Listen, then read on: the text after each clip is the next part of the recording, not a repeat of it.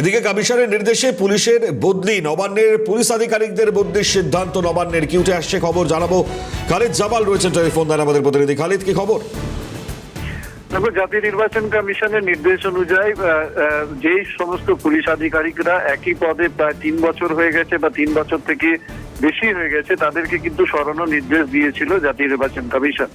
এবং সেই নির্দেশ মেনে কিন্তু ইতিমধ্যে বিজ্ঞপ্তি জারি করে সমস্ত উচ্চপদস্থ পুলিশ আধিকারিক এবং বিভিন্ন পুলিশের বিভাগীয় যারা আধিকারিকরা রয়েছেন তাদেরকে কিন্তু এই মর্মে বিজ্ঞপ্তি জারি করে পরিষ্কার জানিয়ে দেওয়া হয়েছে যে সমস্ত পুলিশ আধিকারিক 3 বছর বা তার থেকে বেশি সময় ধরে একই পদে রয়েছেন, একই জায়গায় রয়েছেন, তাদেরকে অন্যত্র বদলি করে দিতে হবে।